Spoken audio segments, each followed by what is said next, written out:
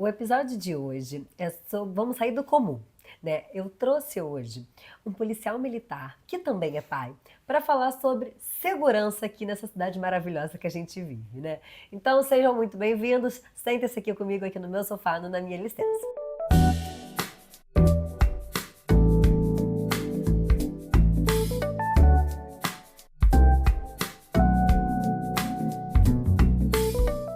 Seja bem-vindo, Léo. Né, eu queria que você se apresentasse um pouquinho para as pessoas, né? O que você é, o que você faz, antes de a gente começar. Pô, legal demais. Primeiramente, parabenizar. Muito legal essa questão, né? A internet, ela acabou quebrando o monopólio da informação. E aqui na sala da sua casa, né, a gente consegue comunicar com muita gente. Eu sou Major Leonardo Novo, sou Major da Polícia Militar do Estado do Rio de Janeiro há mais de 20 anos. Especialista em operações especiais pelo BOPE aqui do Rio de Janeiro e pela Polícia Nacional da Colômbia. Atualmente eu exerço a função de superintendente de atividades especiais da Secretaria de Segurança Pública.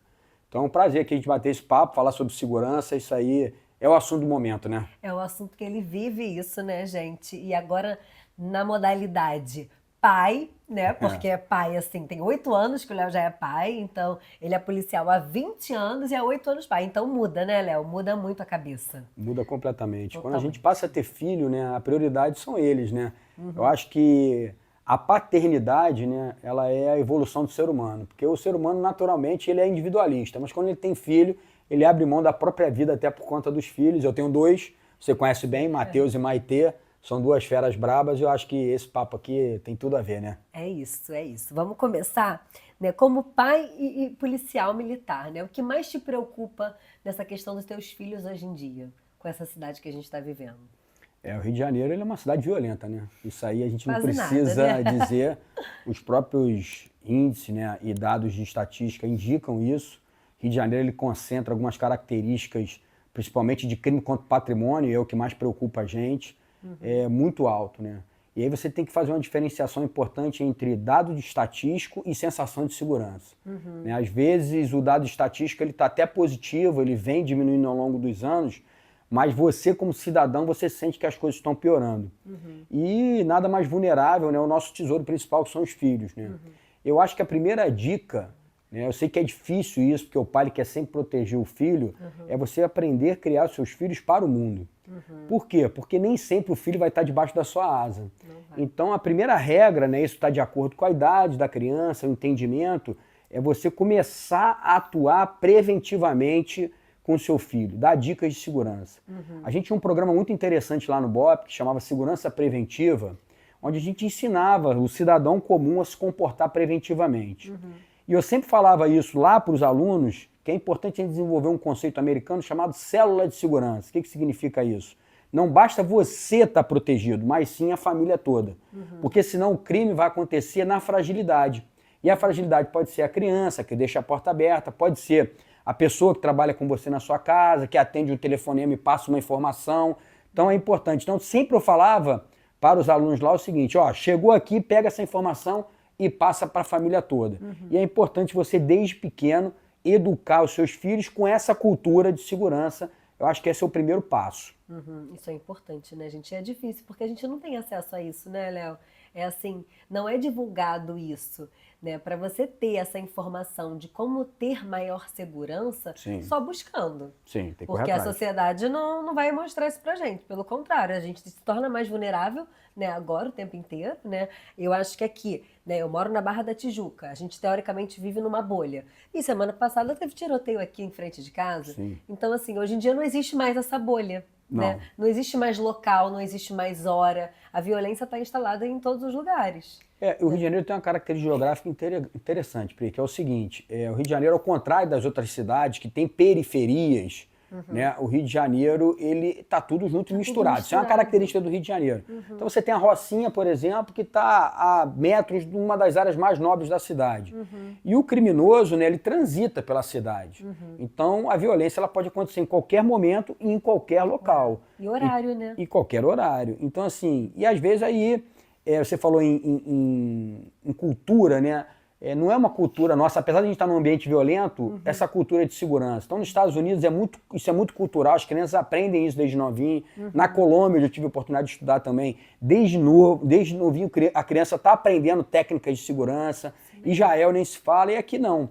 A Polícia Militar tem alguns programas, né? Os batalhões fazem com porteiros, fazem com a associação de moradores, porque o segredo, Pri, é a prevenção. O segredo é a prevenção. E aí a gente tem que ensinar os nossos filhos a se prevenir de diversas maneiras. A gente pode falar mais detalhado algumas técnicas sobre isso. Vamos falar. Mas assim, antes disso, qual foi a situação assim, mais marcante que você viveu e presenciou, né? E que mudou a sua visão depois, assim? Teve alguma situação que você, como pai, né, e policial, você vivenciou e você mudou? Teve alguma coisa marcante? Teve sim. Várias, né? Eu fiquei no BOPE mais de 15 anos, né? E operei muito lá. E uma vez me chamou muito a atenção, operando numa comunidade, e os moradores começaram a chamar a gente, né? E nós fomos, tinha um bebê chorando dentro de uma casa, né? de uma casa bem humilde, né? De um barraco bem humilde. E o bebê estava engasgado. E ele estava sozinho ali, né? Um bebezinho devia ter nem um ano. E né? não tinha ninguém? Não tinha ninguém. A mãe tinha ido para um baile funk e deixou a criança lá sozinha. E aí os moradores, todos os moradores que estavam em volta, não sabiam o que fazer, né? E era um procedimento muito simples, né? Que era uma manobra ali para desengasgar o neném. E aí o policial foi lá e fez essa manobra e salvou a criança. Então assim, por mais que a gente esteja falando de segurança pública, né? Mas o acidente doméstico, principalmente com criança, acontece a todo momento. Então são coisas que a gente, como pai, profissionais de educação, que eu também sou professor, né? Você sabe disso. Tem que estar sabendo essas informações que salvam vidas. Então isso ficou muito na minha cabeça. Primeiro pela questão muito humilde daquela criança. Segundo pelo abandono do incapaz ali e irresponsabilidade daquela mãe.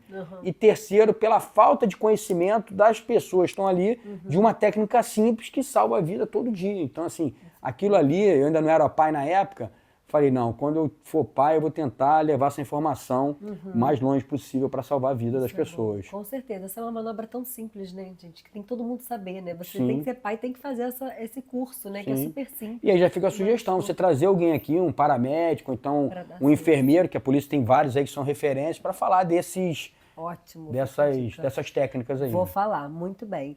E assim, vamos falar então na prática. Quais os cuidados que os pais devem ter para tentar manter a segurança das crianças perante, por exemplo, um assalto? Sim. Né? O que a gente pode fazer? Porque a gente está à mercê isso o tempo inteiro, né? Seja andando na rua, seja dentro do carro, né? Aqui na Barra o tempo inteiro tem gente assaltando nesses sinais aqui o tempo todo. Sim. E o que os pais podem fazer para se proteger, assim, a minimizar? Como eu falei, Pri, a prevenção é a alma do negócio. Né? O maior estrategista militar da história, né? Tem um livro chamado A Arte da Guerra, Sun Tzu, ele é muito sábio em falar isso. Ele falava assim, a melhor vitória é quando você vence o seu inimigo sem lutar. Então o que seria isso? É você evitar ao máximo se colocar em risco. E outra teoria que ele ensina pra gente, né? Ele dizia o seguinte, existem estradas que não percorremos. Né? Então, se você puder já evitar locais de risco, né, horários de risco, você fugir da mancha criminal, isso já é um avanço gigantesco. Eu falo muito isso com a Nájila, eu falo assim, Nájila, se a gente pode ir mais cedo, voltar mais cedo, evitar determinados caminhos. Então ela fala assim, você sempre gosta do caminho mais longo. Eu falo, não, eu gosto do caminho mais seguro. Né? Mas como é que eu tenho essa informação? É muito simples. Hoje você tem o Instituto de Segurança Pública, que tem dados públicos da mancha criminal em todos os bairros. Então você consegue no teu bairro saber qual é a rua que tem o maior índice criminal, o horário, e você passa a evitar isso. Você transforma a sua rotina isso. E como eu falei, esse conhecimento, ele tem que ser repassado para as crianças também. Então uma coisa muito simples, eu me lembro, a Nájila tinha muito medo da gente sofrer uma tentativa de assalto e o Matheus ficar preso na cadeirinha. É o medo de todo mundo. Exatamente. Todos os pais morrem de medo. Então a primeira coisa que eu ensinei para o Matheus, a partir do momento que ele começou a ter mais consciência, foi tirar a cadeirinha. Tirar o cinto da cadeirinha. Tirar o cinto da cadeirinha. E aí uma coisa muito interessante, né? Um exemplo prático do dia a dia. A mãe está dirigindo o carro, não é isso? E aí normalmente a gente bota a cadeirinha sempre do lado oposto. Para quê? Para tu estar olhando a criança. Sim. Isso é bom, porque você tem uma visualização da criança. Mas para o roubo não. Para o roubo é melhor ele estar atrás de você. Por quê? Porque se você for assaltado, e o criminoso, eu tenho que entender o criminoso quanto patrimônio como um criminoso oportunista. Ele vai buscar sempre a vítima mais fácil. Então eu não posso, eu digo que o Rio de Janeiro é uma savana africana. Eu não posso ser a zebra. Eu tenho que ser o leão. Então, eu não posso, porque o criminoso oportunista, ele vai estar sempre buscando a vítima mais fácil. Então, eu falava que com a Nádia, a cadeirinha tem que estar atrás de você. Porque o criminoso, quanto patrimônio, ele quer tempo, ele quer ganhar tempo, ele não quer ficar exposto na situação. Então, a cadeirinha atrás, você já desce e já tira a criança. Né? Então, tudo isso você pode ensinar para o seu filho a partir do momento que ele já tem o discernimento. Um bebê não. E também a Maitê, por exemplo, já sabe. Maitê com 3 anos, fez ontem, eu já ensinei para ela, filha, a cadeirinha, você aperta o botãozinho, se o pai vai falar, filha, tira o cinto. Ela já tira o cinto, porque olha como é que a segurança acaba moldando o nosso hábito, né? Isso é muito complexo, a nossa realidade. É difícil, né? Mas isso é uma boa. E ensinar mesmo, gente, não tem jeito. É Não ensinar tem. o tempo inteiro. Tem que ensinar, ficar atento aos sinais, né, de tudo. Sim. Eu sempre falo, os meus filhos também sabem tirar desde sempre, né? Eles são safos pra caramba, né? Eu falo, quando eu falar, já tem que tirar correndo, mas isso é um aprendizado. E tem Tipo que colocar. cronometrado, né? Padrão BOP, né? Cronometrado. Vambora, prepara, vai. Vambora. É isso, é um Tem que ser. treinamento. E essa questão dos lugares, né? É difícil, né? A gente tá refazendo as nossas rotas, né? Porque a gente Sim. vive com pressa. Claro. Né? Na teoria, é ótimo você falar, né? E a Nájila fala, você quer o caminho mais longo, porque a gente está correndo contra o tempo inteiro. Sim. Né? Tá sempre com pressa, atrasado. Mas, assim, uma coisa que eu presto muito atenção, Léo, acho que por ter essa visão na polícia também, né? Se vocês não sabem, eu também sou capitão da polícia, né? Eu sou nutricionista. Mas é ficar atento o tempo inteiro. Sim. E não pegar no celular. Porque Sim. você está dirigindo, você repara que as pessoas o tempo inteiro estão no telefone. E isso se tornam vítimas. Então, né? o crime contra o patrimônio, como eu disse, eu acho que a maior preocupação de todo mundo aqui é o crime contra o patrimônio. Quando você está no celular, você está cometendo 2 erros. Primeiro, você está desatento. E segundo, você está expondo bem de grande valor. Então, isso é uma coisa que você tem que ensinar para o seu filho. Infelizmente, a gente não pode expor bem de grande valor hoje. Porque o criminoso está sempre buscando essa questão. Essa oportunidade, né? Exatamente.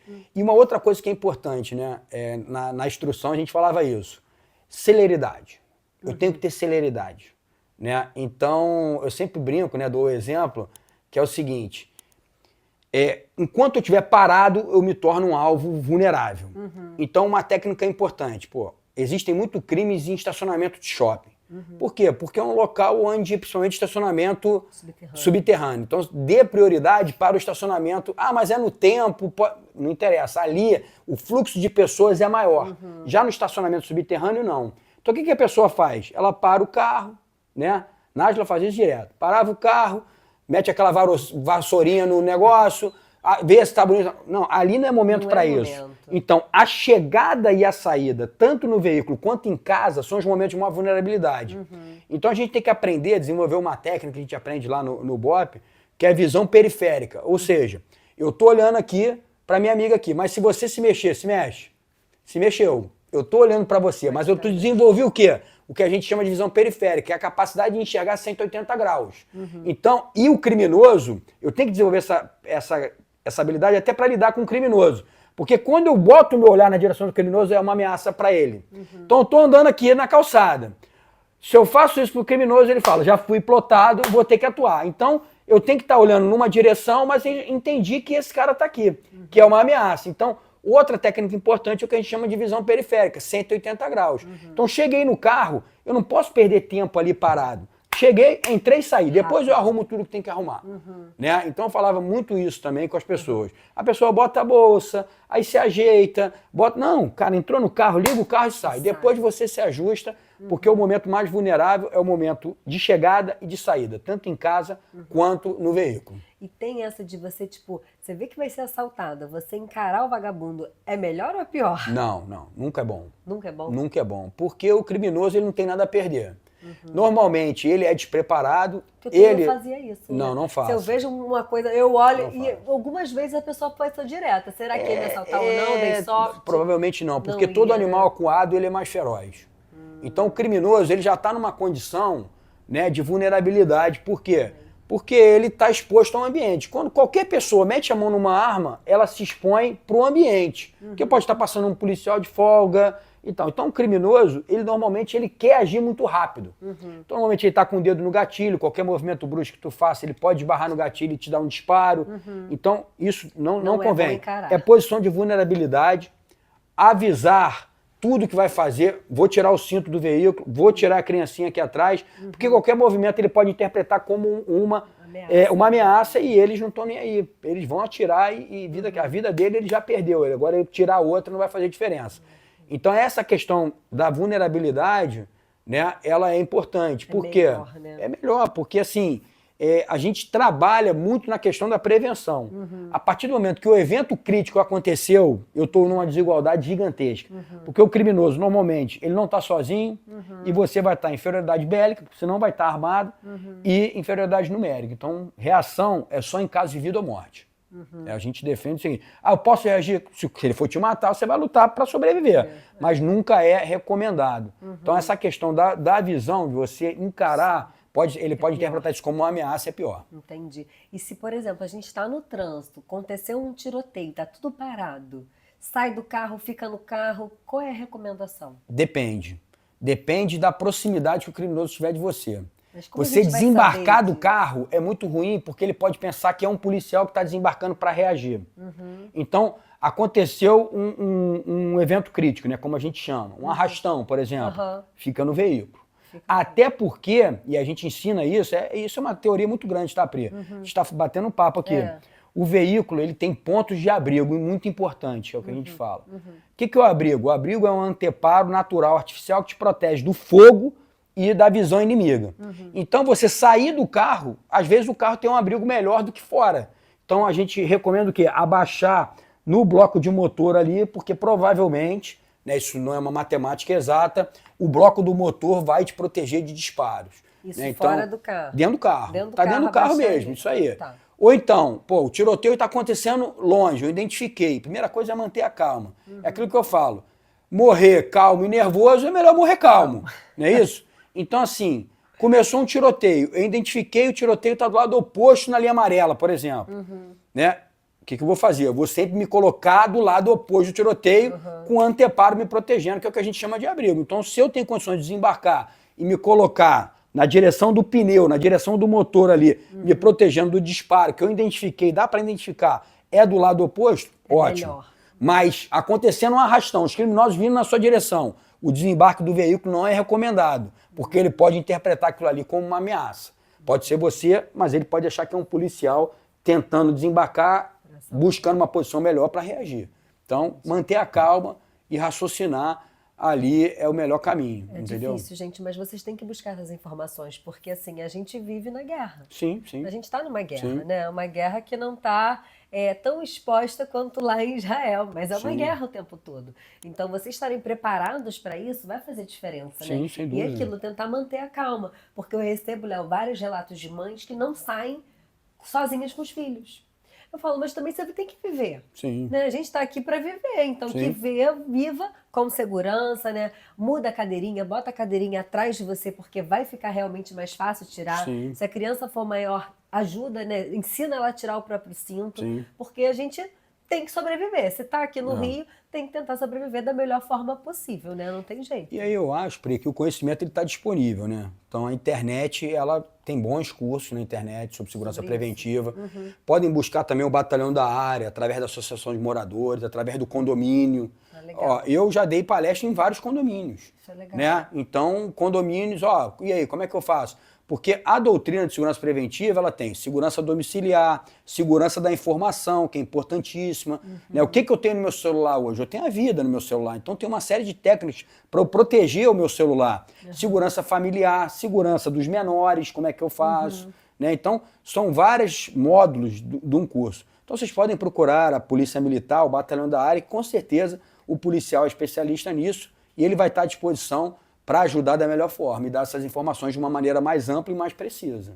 Ótimo, gente. Fica a dica aí.